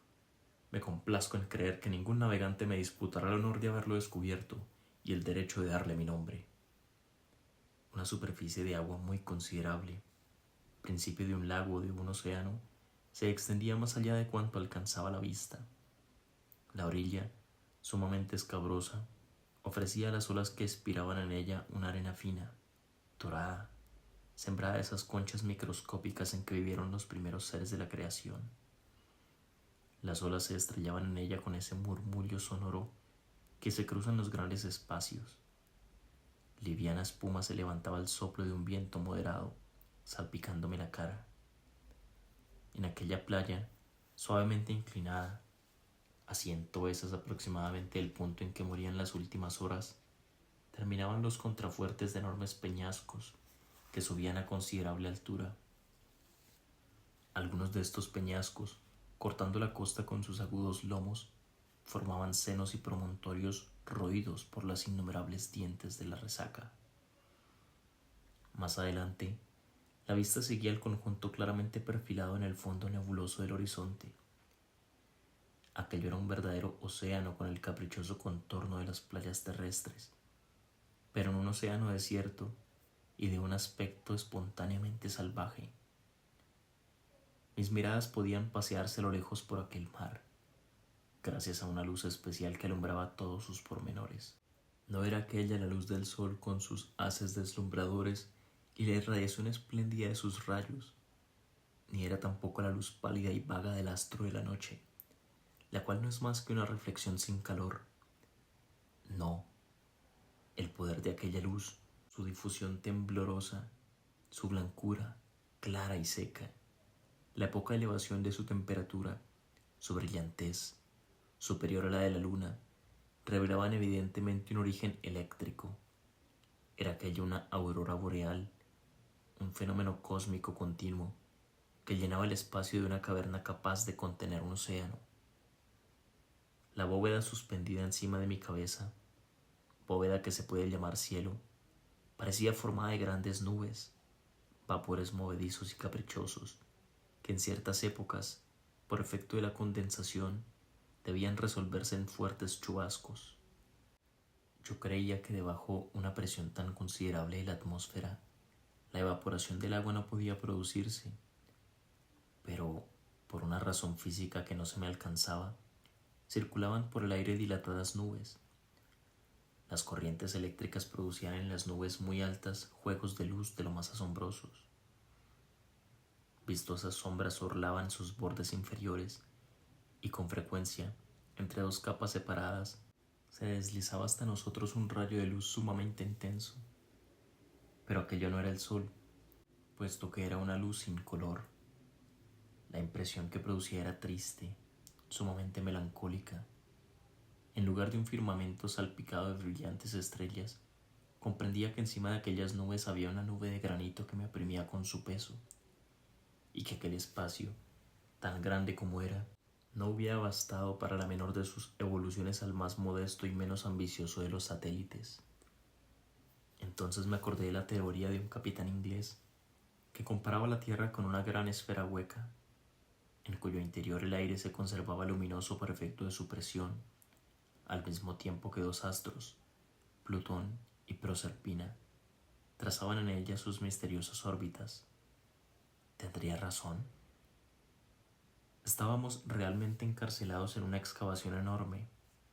No podía saber cuál era su extensión, pues en algunas direcciones la playa se dilataba hasta perderse de vista, y en otras se detenía la mirada en una línea horizontal algo indecisa. En cuanto a su altura, debían ser de muchas leguas. La vista no podía distinguir los estribos de granito en que la bóveda se apoyaba, pero alguna nube había suspendida en la atmósfera cuya elevación no bajaba de 2000 toesas, que es una elevación superior a la de los vapores terrestres. Debía ser indudablemente a la densidad considerable del agua. Para dar una idea de aquel inmenso espacio, no expresa bien mi pensamiento la palabra caverna, pero las palabras de la lengua humana no pueden bastar al que penetra en los abismos del globo. Yo, por otra parte, no conocía ningún hecho geológico que bastase a darme la explicación de una excavación semejante. ¿Habría podido producirla el enfriamiento del globo? Por las narraciones de los viajeros tenía conocimiento de ciertas cavernas célebres, pero no de ninguna que presentase tales dimensiones. Si bien la gruta de Guachara, en Colombia, visitada por Humboldt, no entregó el secreto de su profundidad al sabio que la reconoció en un espacio de 2500 pies. No es verosímil que se extendiese mucho más allá de donde alcanzó el reconocimiento. La inmensa caverna de Mammoth, en Kentucky, ofrecía proporciones gigantescas, puesto que su bóveda se elevaba encima de un lago insondable, y sin llegar a su fin, la recorrieron algunos viajeros en un trayecto de 10 leguas. Pero ¿qué eran aquellas cavidades, comparadas con la que admiraba yo entonces, que tenía su cielo de vapores, sus irradiaciones eléctricas y su vasto mar encerrado en sus flancos? Delante de aquella inmensidad, mi imaginación, convencida de su impotencia, se declaraba derrotada. Contemplaba silencioso tan grandes maravillas, faltándome palabras para transmitir mis sensaciones. Creía hallarme en algún planeta lejano, en Urano o Neptuno, contemplando fenómenos de los que mi naturaleza terrenal no tenía conciencia. Nuevas sensaciones requerían nuevas palabras que mi imaginación no me prestaba. Contemplaba, pensaba, admiraba con asombro, algo mezclado de espanto. Lo imprevisto del espectáculo había devuelto a mi semblante el color de la salud, de manera que la admiración fue para mí como un tratamiento y obtuve mi curación por medio de esta nueva terapéutica. Además, me reanimaba la viveza de un aire más denso, que suministraba más oxígeno a mis pulmones.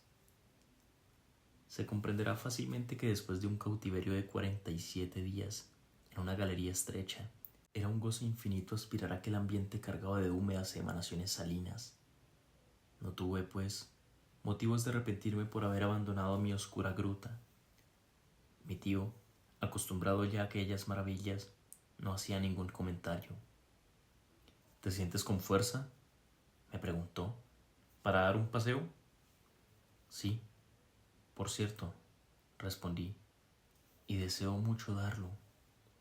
Pues bien, cógete del brazo, Axel, y sigamos las tortuosidades de la orilla. Acepté al momento y empezamos a recorrer la playa de aquel nuevo océano. A la izquierda, ásperos peñascos hacinados unos sobre otros formaban una aglomeración titánica de un efecto prodigioso. De sus flancos partían innumerables cascadas que se dilataban y convertían en tersos espejos. Algunos livianos vapores, encaramándose de una a otra roca, indicaban el sitio en que había algún manantial caliente, y numerosos arroyos corrían sosegadamente hacia el depósito, como buscando en las pendientes pretextos para murmurar de una manera más agradable. Entre los arroyos reconocía a nuestro fiel compañero de viaje, el Hansbach, que se perdía tranquilamente en el mar, como si nunca hubiese hecho otra cosa desde el principio del mundo. Ya en lo sucesivo no nos acompañará, dije con un suspiro. Bah, respondió el profesor, no faltará alguno que lo reemplace. Él u otro, ¿qué más da? Me pareció la respuesta algo ingrata, pero en aquel momento llamó mi atención un espectáculo inesperado. A 500 pasos, a la vuelta de un alto acantilado, apareció a nuestros ojos una arboleda alta, frondosa y espesa. Formábanla árboles de regular tamaño, cortadas con la regularidad de quitasoles, con simetría y rigor geométrico. Las corrientes de la atmósfera no jugaban con su follaje, y ellos, en medio de las ráfagas y bocanadas de aire, permanecían inmóviles como un bosque de cedros petrificados. Aceleré el paso. No podía dar ningún nombre a aquellas especies tan singulares. No pertenecían a alguna de las 200.000 conocidas hasta entonces, y era preciso formar con ellas una familia especial en la flora de las vegetaciones palustres. No. Cuando llegamos bajo la sombra, mi sorpresa no fue más que admiración. Me hallaba en presencia de productos de la tierra, pero vaciados en un molde enorme, cortados sobre un patrón gigantesco. Mi tío les aplicó inmediatamente un nombre propio. Un bosque de hongos, dijo. Y no se engañaba. Júzguese cuál sería el monstruoso desarrollo de aquellos vegetales que tanto codician el calor y la humedad. Ya sabía yo que el Lycoperdon giganteum alcanza, según Pouliot, de 8 a 9 pies de circunferencia, pero aquí se trataba de hongos blancos que tenían de 30 a 40 pies de altura y una copa de proporcionado diámetro. Había millares de ellos. La luz no podía atravesar aquella especie de cimborrios o medias naranjas contiguas como los techos redondos de una ciudad africana, y por consiguiente, debajo de ellos reinaba una oscuridad completa. Quise, sin embargo, penetrar más adelante. Un frío mortal bajaba de aquellas bóvedas carnosas. Bajamos a tientas durante media hora por aquellas húmedas tinieblas, y experimenté una sensación de bienestar indefinible cuando volví a la orilla del mar. Pero no se limitaba a los hongos la vegetación de aquella comarca subterránea. Más adelante se levantaban numerosos grupos de otros árboles de follaje descolorido, que se reconocían fácilmente. Eran los humildes arbustos de la tierra con dimensiones fenomenales, marrubios de 100 pies de elevación, sagitarias gigantescas, helechos arborescentes, corpulentos como los abetos de las altas latitudes, leptosmermos de tallos cilíndricos ahorquillados, que terminaban en prolongadas hojas y estaban erizados de pelos rudos como ciertas plantas monstruosas y grasientas. Asombroso, magnífico, espléndido, exclamó mi tío. He aquí toda la flora de la época de transición, de la segunda época del mundo. He aquí las humildes plantas de nuestros jardines hechas árboles como en los primeros siglos del globo. Mira, Axel, y asómbrate. Te encuentras en una fiesta a la que no ha asistido jamás ningún botánico. Tenéis razón, tío. Diríase que la providencia ha querido conservar en este invernáculo inmenso las plantas antediluvianas que con tanto acierto ha construido la sagacidad de los sabios. Dices bien, muchacho, esto es un invernáculo, pero ¿quién nos ha dicho que no sea también una casa de fieras? Una casa de fieras. Indudablemente, ¿no ves este polvo que huele a nuestros pies? ¿No ves estas osamentas esparcidas por el suelo? ¿Osamentas?, exclamé. Es verdad, osamentas de animales antediluvianos. Me había precipitado a recoger aquellos restos seculares, compuestos de una sustancia mineral indestructible. Di sin vacilar el nombre que les otorga la ciencia a aquellos huesos colosales que se asemejan a troncos de árboles secos. He aquí, decía yo, la mandíbula inferior del mastodonte. He aquí los molares del dinoterio. He aquí un fémur que no puede haber pertenecido más que al megaterio, el mayor de los mamíferos terrestres sabidos. Sí, estamos en un antro de fieras, porque estas osamentas no han sido transportadas aquí por ningún cataclismo. Los animales a que pertenecen han vivido en las orillas de este mar subterráneo, a la sombra de estas plantas arborescentes. Mirad, esqueletos enteros. Y sin embargo, ¿qué?, dijo mi tío. No comprendo la presencia de semejantes cuadrúpedos en esta caverna de granito. ¿Por qué? Porque la vida animal no ha existido en la tierra hasta llegar los periodos secundarios, cuando el terreno sedimentario ha sido formado por los aluviones y ha reemplazado las grandes candentes de la época primitiva. Pues bien, Axel, hay una respuesta muy sencilla para invalidar tu objeción, y es que este terreno es secundario. ¿Cómo? A tanta profundidad debajo de la superficie de la Tierra. Sin duda, y el hecho se puede explicar geológicamente. La Tierra, en cierta época, no estaba formada más que por una corteza elástica, sometida, en virtud de las leyes de atracción, a movimientos alternativos de dilatación y depresión. Es probable que sobreviniesen hundimientos, y una parte de los terrenos sedimentarios fuese arrastrada al fondo de los abismos súbitamente abiertos. Así debe ser. Pero si en estas regiones subterráneas han vivido animales antediluvianos, ¿quién nos dice que algunos de ellos no vivan aún en medio de esos bosques sombríos o detrás de esas rocas escarpadas?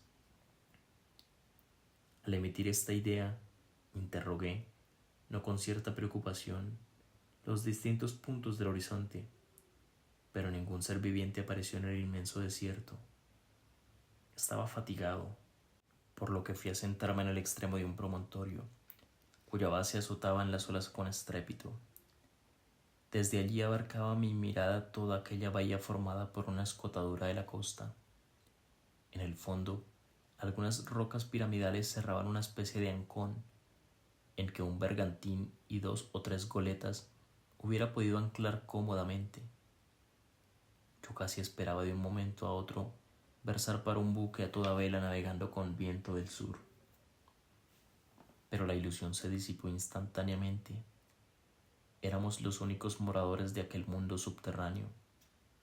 En ciertas calmas pasajeras, en que el viento parecía dormirse, bajaba las rocas áridas y pesaba sobre la superficie del océano un silencio más profundo que el que reina en el desierto.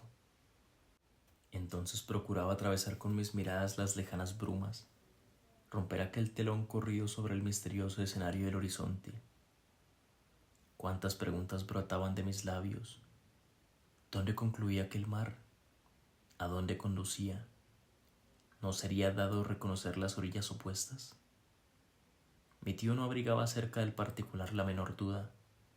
Yo lo deseaba y temía al mismo tiempo. Después de una hora basada en la contemplación de aquel panorama maravilloso, emprendimos de nuevo el camino de la playa para volver a la gruta, y bajo el imperio de los más extraños pensamientos, me dormí profundamente.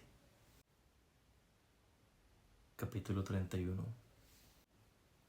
Al día siguiente me desperté completamente curado. Me pareció que un baño había de sentarme bien, y lo tomé de algunos minutos en las aguas de aquel mar, que más acreedor que todos los otros del nombre de Mediterráneo. Al volver a la gruta, almorcé con excelente apetito. Hans guisaba perfectamente, y teniendo a su disposición agua y fuego, pudo dar alguna variedad a nuestra alimentación ordinaria. Nos sirvió en los postres algunas tazas de delicioso moca, que saboreé con una fruición infinita. ¿Cómo? La marea, exclamé. Sin duda. ¿Se deja sentir hasta aquí la influencia del sol y de la luna? ¿Por qué lo dudas? ¿No se hallan acaso los cuerpos sometidos en su conjunto a la atracción universal? No puede, pues, sustraerse a esa ley general esa abundancia de agua, y a pesar de la presión atmosférica que se ejerce en su superficie, la verás subir como sube el mismo Atlántico. En aquel momento pisábamos la arena de la orilla, y las olas invadían la playa poco a poco. «¿Empieza ya la marea?», exclamé. «Sí, Axel, y a juzgar por estas capas de espuma, el mar subirá unos 10 pies aproximadamente». «Es maravilloso. Es natural. Pues a mí, tío, todo esto me parece extraordinario, y apenas puedo dar crédito a mis ojos. ¿Quién podría creer que había de encontrar en la misma corteza terrestre un verdadero océano, con su flujo y reflujo, sus vientos, con sus tempestades? ¿Por qué no? ¿Hay alguna razón física que a ello se oponga? Ninguna, desde el momento que es preciso abandonar el sistema del calor central. Tenemos, pues, que la teoría de Davy está justificada. Evidentemente, puesto que no es posible contradecir la existencia de mares o de comarcas en el interior del globo. Sin duda, pero inhabitados. Pero, ¿por qué estas aguas no han de dar asilo a algunos peces de especies conocidas?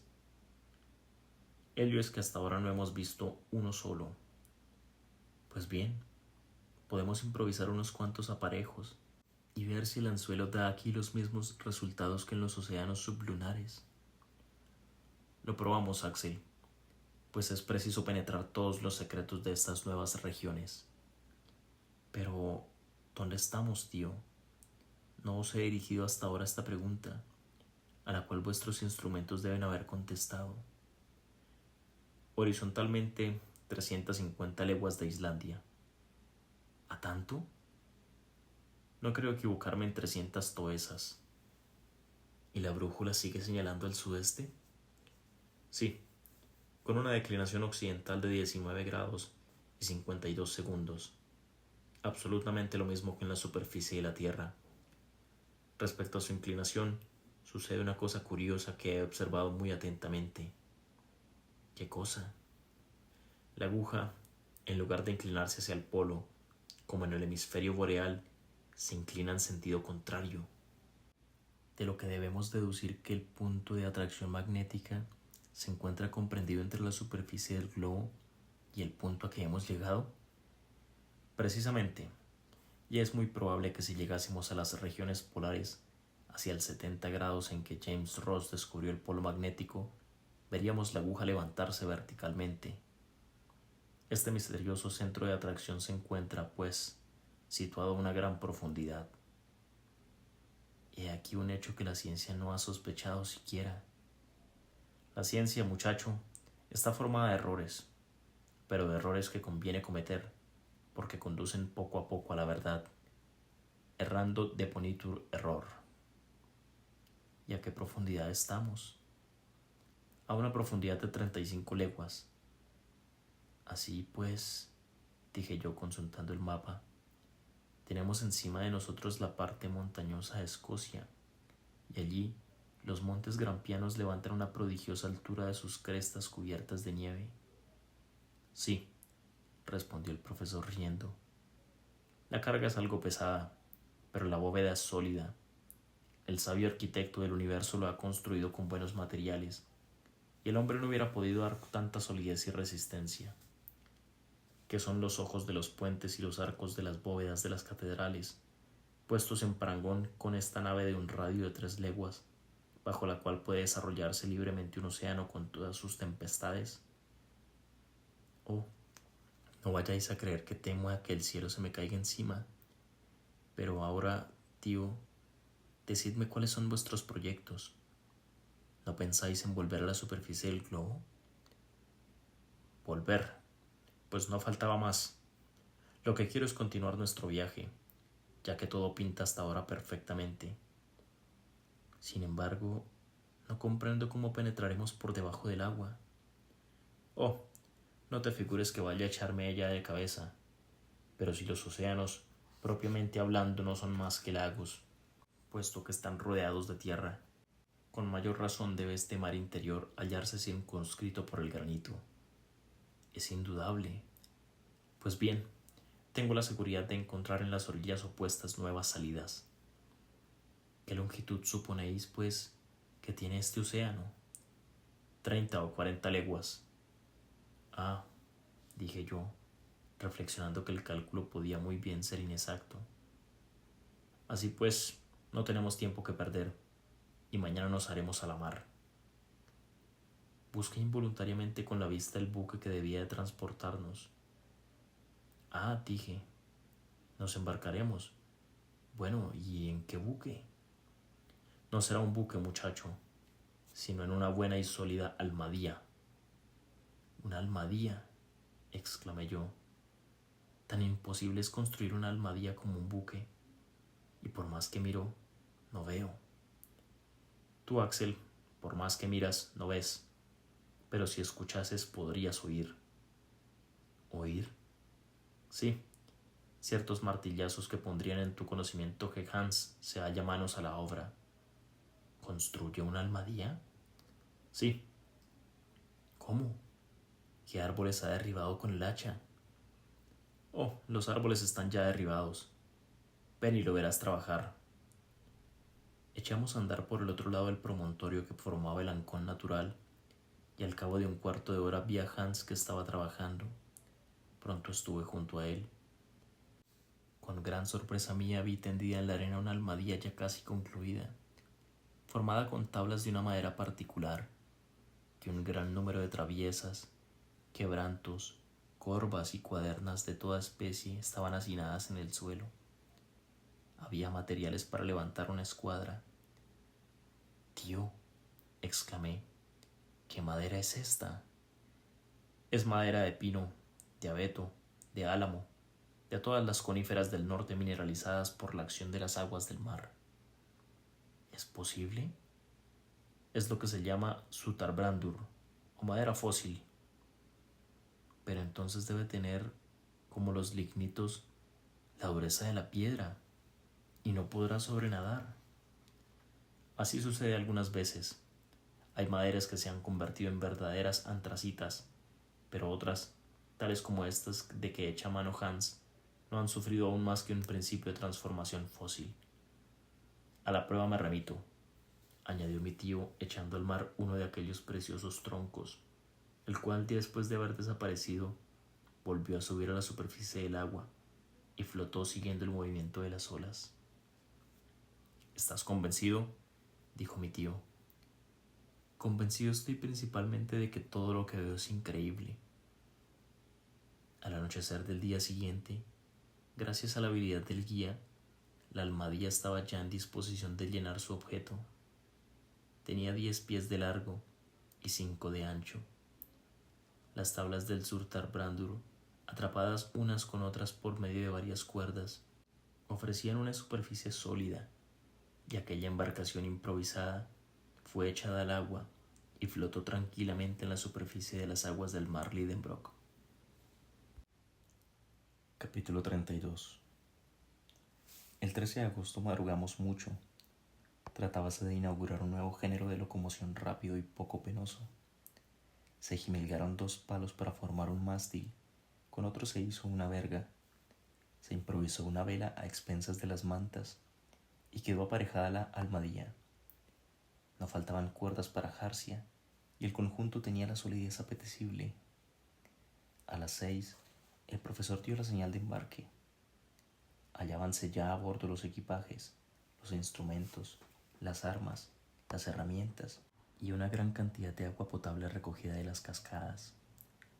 Hans había improvisado un gobernalle para dirigir un aparato flotante y se colocó en el timón. Yo desaté la amarra que nos sujetaba a la orilla, orientóse la vela y zarpamos.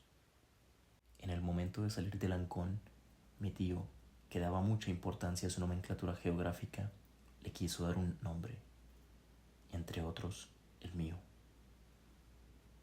A fe mía, dije yo, que tengo otro mejor que proponeros. ¿Cuál? El nombre de Grauben, Ensenada Grauben, dirá muy bien en un mapa. Pues llámese Ensenada Grauben. Y así es como el recuerdo de mi adorada irlandesa se asoció a nuestra expedición aventurera. El viento que reinaba era nordeste. Navegamos viento en popa con una rapidez suma. Las muy densas capas de la atmósfera tenían un considerable empuje e hinchaban la vela como un ventilador poderoso. Al cabo de una hora, había mi tío podido calcular con exactitud nuestra velocidad. Si seguimos así, dijo, no será menos de 30 leguas cada singladura, y no tardaremos en recorrer las playas opuestas. No respondí, y me senté en la proa de la Almadía. Ya la costa septentrional se iba desvaneciendo en el horizonte. Los 2 brazos del golfo se abrían más y más para facilitar nuestro paso. Se extendía ante mis ojos un mar inmenso. Gigantescas nubes paseaban rápidamente sobre la superficie de su cenicienta luz eléctrica, que parecía pesar sobre aquella agua lúgubre. Los plateados rayos de luz eléctrica, reflejados a trechos por alguna gota de agua, hacían brotar puntos luminosos en los remolinos que la embarcación determinaba en su rápida marcha. Muy pronto perdimos la tierra enteramente de vista, desapareciendo todos los términos de comparación que nos ofrecía la costa. Y sin el espumoso curso de la Almadía, hubiéramos podido creer que ésta se hallaba en un estado de inmovilidad absoluta. Hacia el mediodía vimos flotar en la superficie de las olas algas inmensas. Conocía el poder de desarrollo de aquellas plantas, que trepaban a la superficie de los mares desde una profundidad de más de 12.000 pies. Se reproducen bajo presiones de 400 atmósferas y forman con frecuencia bancos bastante considerables para que en ellos se varen los buques, pero nunca hubiera podido creer en la existencia de algas tan gigantescas como las del mar Lidenbrock. Nuestra Almadía pasó junto a muchos focos cuya longitud era de 3 o 4.000 pies, inmensas serpientes que desenvolvían sus espirales hasta perderse de vista, y yo me complacía en seguir con mis miradas aquellas cintas infinitas, figurándome que había de llegar su extremidad, y después de algunas horas se cansaba mi paciencia, ya que no me asombro. ¿Qué fuerza natural podría producir semejantes plantas? ¿Cuál debía ser el aspecto de la tierra en los primeros siglos de su formación, cuando bajo la acción del calor y de la humedad el reino vegetal se desarrollaba solo en su superficie? Llegó la noche y noté, lo mismo que la víspera, que el estado luminoso del aire no disminuía en lo más mínimo. Podíamos, pues, contar con la duración de aquel fenómeno constante. Después de cenar, me eché al pie del mástil y no tardé en dormirme entre risueñas imágenes. Hans, inmóvil junto al timón, dejaba correr la Almadía, la cual, con el viento que llevaba en popa, no obligaba a tocar el aparejo y no tenía necesidad de ser dirigida. Desde nuestra salida de la ensenada Grauben, el profesor Lidenbrock puso a mi cargo el diario a bordo, en el cual apunté las más pequeñas observaciones y consigné los fenómenos interesantes tales como la dirección del viento, la velocidad adquirida, el camino recorrido, en una palabra, todos los incidentes y peripecias de tan extraña navegación. Me limitaré, pues, a reproducir esas notas cotidianas, escritas por mí, pero dictadas por los mismos acontecimientos, para que sea más exacta y circunstanciada la narración de nuestra travesía. Viernes 14 de agosto. Viento igual del noroeste. La Almadía avanza con rapidez y en línea recta. La costa queda a 30 leguas a sotavento. Nada en el horizonte. La intensidad de la luz no varía. Buen tiempo, es decir, que las nubes están muy altas, un poco densas, y las baña una atmósfera blanca que parece plata derretida. Termómetro más 32 grados centígrados. Hans al mediodía ata un anzuelo en el extremo de una cuerda. Lo ceba con un poco de carne y lo echa al mar. Pasan 2 horas sin que se vea una tomada. ¿Si estarán inhabilitadas estas aguas? No. Hans recibe un tirón. Es una picada. Saca el aparejo del agua y sube un pez que se defiende vigorosamente. ¡Albricias!, exclamó mi tío. Un sollo, exclamé yo a mi vez. Un sollo pequeño. El profesor miró atentamente el animal y no participó de mi opinión. Aquel tenía la cabeza chata y redonda y la parte anterior del cuerpo cubierta de láminas óseas. Su boca estaba privada de dientes y sus aletas pectorales muy desarrolladas. Carecía de cola. Pertenecía indudablemente al orden en que los naturistas han clasificado el sollo o esturión, pero difería por caracteres bastante esenciales. Mi tío no se engañó y después de un breve examen dijo: este pez pertenece a una familia extinguida hace ya siglos, de los cuales se encuentran únicamente restos fósiles en el terreno devónico. ¿Cómo?, dije yo. ¿Hemos podido coger vivo uno de sus habitantes de los mares primitivos? Sí, respondió el profesor continuando sus observaciones. Y ya ves que estos peces fósiles no tienen ninguna identidad con las especies actuales. Poseer vivo uno de esos seres es un verdadero honor para un naturalista. Es una suerte excepcional que nos envidiarán todos los sabios. ¿Pero a qué familia pertenece?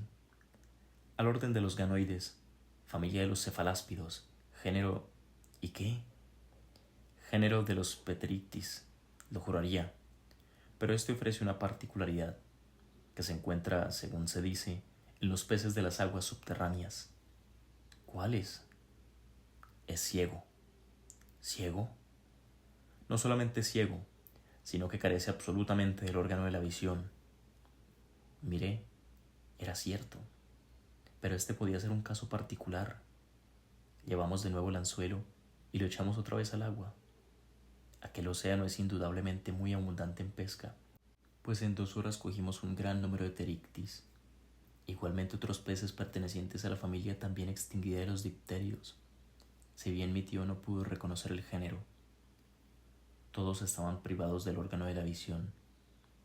Aquella pesca inesperada, a más de lo mucho que nos divirtió y ayudó a matar el tiempo, renovó ventajosamente nuestras provisiones. Así pues, Parecía constante que aquel mar no encerraba más que especies fósiles, en que los peces, lo mismo que los reptiles, son tanto más perfectos cuanto más antigua es su creación. Y no encontraremos alguno de esos saurianos que la ciencia ha rehecho con un fragmento de hueso o de cartílago. Tomó el anteojo y examinó el mar. Está desierto. Sin duda estamos aún demasiado cerca de las costas. Recorro el espacio. ¿Por qué en esas pesadas capas atmosféricas no baten sus alas las aves reconstruidas por el inmortal Cuvier? Los peces les suministrarían una nutrición suficiente. Observo el horizonte, pero la atmósfera está deshabitada lo mismo que las costas. Sin embargo, mi imaginación me arrastra a las maravillosas hipótesis de la paleontología. Sueño despierto. Creo ver en la superficie de las aguas aquellos enormes quercitos, aquellas tortugas antediluvianas que parecían islotes flotantes. Me parece ver transitar por las sombrías playas los grandes mamíferos de los primeros días. El leptoterio, hallado en las cavernas del Brasil, el mericoterio, venido de las heladas regiones de la Siberia.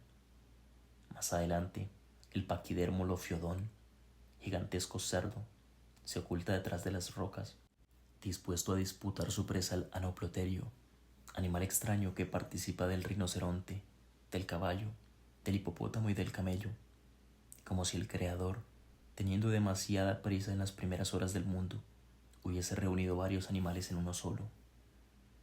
El mastodonte coloso esgrime su trompa y pulveriza con sus colmillos las rocas de la costa, en tanto que el megaterio, apuntalado en sus enormes patas, escarba la tierra despertando con sus rugidos el eco de los granitos sonoros.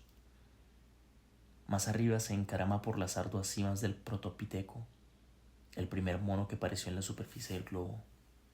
Más arriba aún, el pterodáctilo, de manos aladas, se desliza como un antiquísimo murciélago por entre las brumas del aire comprimido. En fin, en las últimas capas, aves inmensas, más fuertes que el casuario, más voluminosas que el avestruz, despliegan sus vastas alas y van a tropezar con su cabeza en la pared o en la bóveda granítica. Todo el mundo fósil renace en mi imaginación. Me contraigo a las épocas bíblicas de la creación del mundo, mucho antes del nacimiento del hombre, cuando a éste no le bastaba la tierra aún incompleta. Mi sueño va aún más allá de la aparición de los seres animados. Los mamíferos desaparecen, y luego las aves, y después los reptiles de la época secundaria, y por último los peces, los crustáceos, los moluscos, los articulados. Los zoófitos del periodo de transición desaparecen a su vez. Toda la vida de la tierra se resume en mí, y mi corazón es el único que late en este mundo despoblado. No hay ya estaciones, no hay ya climas. El calor propio del globo aumenta sin cesar y neutraliza el del astro radioso. La vegetación se exagera. Paso como una sombra en medio de los helados arborescentes, hollando con mi pie inseguro las margas del color del iris y las abigarradas asperezas. Me apoyo en el tronco de coníferas inmensas y me echo a la sombra de los esfenófilis, de los asterofitos y de los licopodios que tienen 100 pies de altura. Los siglos pasan como días. Me remonto por la serie de las transformaciones terrestres. Las plantas desaparecen, las rocas graníticas pierden su dureza, el estado líquido reemplaza al sólido bajo la acción de un calor más intenso. Las aguas corren por la superficie del globo y hierven, se volatilizan. Los vapores envuelven la tierra, que poco a poco se reduce a una masa gaseosa que llega a la temperatura roja blanca, grande como el sol, y como el sol, brillante. En el centro de esa nebulosa, 1.400.000 veces más voluminosa que el globo que ha de formar un día, me siento arrastrado a los espacios planetarios. Mi cuerpo se sutiliza, se sublima a su vez y se mezcla como un átomo imponderable a esos inmensos vapores que trazan en el infinito su órbita inflamada. ¡Qué sueño! ¿A dónde se arrastran? Mi mano calenturienta vierte en el papel extraños pormenores. Todo lo he olvidado. El profesor y el agua y la almadía. Una fascinación se han apoderado de mi espíritu. ¿Qué tienes?, dijo mi tío. Mis ojos, extraordinariamente abiertos, se fijan en él sin verle. Cuidado, Axel, que te vas a caer al mar. Al mismo tiempo me sentí vigorosamente asido por la mano de Hans, sin cuyo auxilio me hubiera precipitado en las olas dominado por mi sueño. ¿Te has vuelto loco?, exclamó el profesor. ¿Hay alguna novedad?, dije en fin, volviendo en mí. ¿Estás enfermo? No. He tenido un momento de dar luz, alucinamiento, pero se ha desvanecido. Por lo demás, ¿marcha todo al compás de nuestros deseos? Sí. Buen viento, buena mar. Avanzamos con rapidez, y si no he calculado mal, no tardaremos en llegar a tierra. Al oír estas palabras, me levanto y examino el horizonte, y veo que la línea de agua sigue confundiéndose con la línea de las nubes. Capítulo 33. Sábado 15 de agosto. El mar conserva su monótona uniformidad. Ninguna tierra a la vista. El horizonte parece excesivamente separado. Tengo la cabeza pesada a consecuencia de mi alucinamiento. Mi tío, aunque no ha soñado ni tenido apariciones como yo, está muy displicente. Armado de su anteojo, recorre todos los puntos del océano y se cruza de brazos con despecho. Voy viendo que el profesor Lidenbrock recobra su habitual impaciencia y lo consigno en mi diario. Su mal carácter ha recobrado el predominio que sobre él ejercía desde que han terminado mis padecimientos y peligros que engendraron en su corazón algunos sentimientos tiernos. ¿De qué procede su mal humor? ¿No favorecen acaso las circunstancias nuestro viaje? ¿No navega rápidamente nuestra almadía? ¿Siente alguna zozobra, tío?, le dije al ver la frecuencia con que enfocaba el anteojo. Ninguna. ¿Alguna impaciencia? Motivos hay para estar impaciente. Me parece que no podemos quejarnos de la velocidad de la marcha. ¿Qué me importaba la velocidad? Esta no es pequeña, pero el mar es demasiado grande. Recordé entonces que el profesor, poco antes de emprender la marcha por el Golfo, no creía que la extensión de ésta ascendiese a 30 leguas. Habíamos recorrido desde entonces un espacio 3 veces mayor, y aún no se distinguían las costas del sur. Ya comprendes que navegando no bajamos, continuó el profesor, y bajar es lo que yo quiero. Lo demás es tiempo perdido. ¿Pues qué? ¿Había hecho tantos sacrificios para dar un paseo en bote por las aguas de una charca? Paseo en bote llama mi tío a nuestro viaje, y a este mar le llama charca. Pero, dije yo, puesto que hemos seguido el derrotero indicado por Sagnussen, he aquí lo que no sabemos. ¿Hemos seguido realmente ese derrotero? ¿Encontró Sagnussen esta extensión de agua? ¿La atravesó? ¿No nos habrá extraviado completamente el arroyo que tomamos por guía? De todos modos, no debe pesarnos haber llegado aquí. Este espectáculo es magnífico y... ¿quién piensa en espectáculos? Yo quiero alcanzar el objeto que me he propuesto. No me hables, pues, de espectáculos.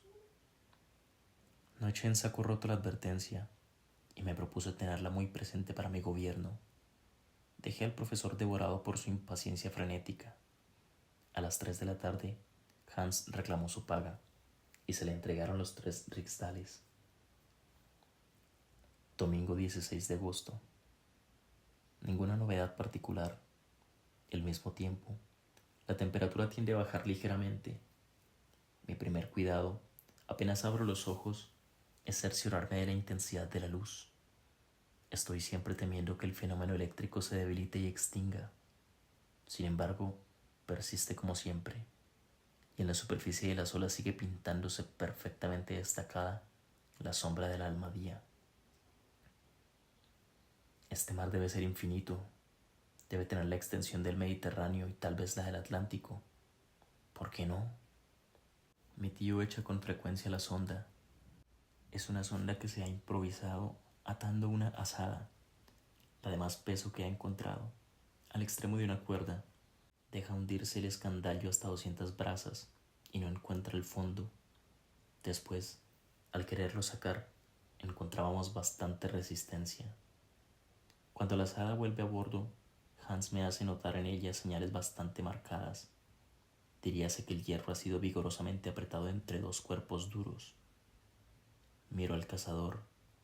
Thunder, dice. No lo comprendo. Me vuelvo hacia mi tío, enteramente absorbido por sus reflexiones. No quiero sacarle de ellas, y miro de nuevo al islandés. Este, abriendo y cerrando varias veces la boca, me hace comprender su pensamiento. Dientes, dije con asombro examinando más atentamente el hierro. Sí, son dientes que han hecho mella en el duro metal. Las mandíbulas que están con ellos armadas deben estar dotadas de una fuerza prodigiosa. Serán las de un monstruo de las especies perdidas que se agita bajo la capa profunda de las aguas, más voraz que un tiburón, más fuerte que una ballena. No puedo separar mis miradas del hierro medio roído. ¿Va a convertirse en realidad mi sueño de la noche? Durante todo el día me preocupan estos pensamientos y apenas consigue calmar mi imaginación un sueño de algunas horas. Lunes 17 de agosto. Procuro recordar los particulares instintos de aquellos animales antediluvianos de la época secundaria, que sucediendo a los moluscos, a los crustáceos y los peces, precedieron a la aparición de los mamíferos en el globo. El mundo pertenecía entonces a los reptiles, monstruos disformes que reinaban como dueños absolutos en los mares jurásicos. La naturaleza les había otorgado la organización más completa. ¡Qué estructura tan gigantesca! ¡Qué fuerza tan prodigiosa! Los saurianos actuales, caimanes o cocodrilos, más grandes y más temibles, no son más que reducciones muy miserables de sus padres de las primeras edades. Me estremezco solo al evocar semejantes monstruos. Ningún ojo humano los ha visto vivos. Aparecieron en la Tierra 1000 siglos antes que el hombre, pero sus osamentas fósiles, encontradas en esas calizas arcillosas que los ingleses llaman lías, han permitido reconstruirlos anatómicamente y conocer su colosal conformación. En el Museo de Hamburgo he visto el esqueleto de uno de esos saurios, cuya longitud no baja de 30 pies. Yo, habitante de la Tierra, ¿estaré destinado a encontrarme cara a cara con esos representantes de una familia antediluviana? No, es imposible. Sin embargo, la marca de los poderosos dientes está grabada en el hierro, y por la forma de la impresión reconozco que son cónicos como los del cocodrilo. Con espanto fijo en el mar mis miradas. Temo ver salir a algunos de estos monstruos de las cavernas submarinas. Supongo que el profesor Lidenbrock participa de mis ideas, ya que no de mis temores, pues desde que examinó el hierro recorre sin cesar el océano con solícitas miradas. Maldita sea, dije para mis adentros. La ocurrencia que le ha dado de sondear ha turbado a algún animal en su retiro, y si en el camino somos atacados. Echo una mirada a mis armas y me aseguro de su estado. Mi tío me dejaba hacer y me hace una señal de aprobación. Ciertos remolinos producidos en la superficie del agua indican ya la turbación de sus apartadas capas. El peligro está próximo. Vigilemos. Martes 18 de agosto. Llega la noche, o por mejor decir, el momento en que el sueño nos hace bajar los párpados, pues no hay noche en aquel océano, y la implacable luz fatiga con su obstinación nuestros ojos, como si navegásemos bajo el sol de los mares árticos. Hans no suelta la caña del timón. Mientras él está de guardia, yo duermo. 2 horas después de haberme dormido, me despierta un espantoso sacudimiento. La alma había sido levantada por encima de las olas con un indescriptible empuje y lanzada a una distancia de 20 toesas. ¿Qué sucede?, exclama mi tío. ¿Hemos tocado? Hans indicó con el dedo, a una distancia de 200 toesas, una masa negruzca que subía y bajaba sucesivamente. Miré y exclamé: «¡Una marsopa colosal!». «Sí», replicó mi tío, y también un lagarto de un tamaño poco común, y más adelante un cocodrilo monstruoso. Ved sus anchas mandíbulas y las hileras de dientes que estaban armadas. Ah, desaparece. ¡Una ballena! ¡Una ballena!, grita el profesor. Distingo sus enormes aletas natatorias. Cuánto aire y cuánta agua arroja por sus espiráculos. En efecto, dos columnas líquidas se elevan sobre el mar a una altura considerable. Quedamos sorprendidos, asombrados, espantados, en presencia de aquel rebaño de monstruos marinos. Sus dimensiones son sobrenaturales, y el menor de ellos rompería la almadía de una sola dentellada. Hans quiere virar en redondo para huir de aquellos peligrosos vecinos, pero ve venir hacia popa otros enemigos no menos formidables. Una tortuga que tiene de ancho 40 pies y una serpiente que de largo tiene 30, y vibra su enorme cabeza encima de las olas. La fuga es imposible. Tenemos cortada la retirada. Los reptiles se acercan, dan vueltas alrededor de la almadía con una rapidez que supera la de una locomotora a todo vapor y trazan alrededor círculos concéntricos. He cogido mi carabina, pero ¿qué efecto puede producir una bala en las invulnerables escamas de que está cubierto el cuerpo de tan terrible animal? Estamos muertos de espanto. Se acercan. Por un lado el cocodrilo, por otro la serpiente. Los demás monstruos han desaparecido. Voy a hacer fuego. Hans me detiene con un ademán. Los dos monstruos pasan a 50 toesas de la almadía. Se precipitan uno contra el otro, y su furor les impide reparar en nosotros. Se empeña el combate a 100 toesas de la almadía. Vemos distintamente los dos monstruos agarrarse, pero me parece que los demás animales acuden para tomar parte en la lucha. La marsopa, la ballena, el lagarto, la tortuga. Los entreveo a cada instante. Se los enseño al islandés, y este hace con la cabeza una señal negativa. Va, dice. ¿Cómo? ¿Dos? Pretende que dos animales solos. Y tiene razón, exclamó mi tío, que nos suelta un instante el anteojo.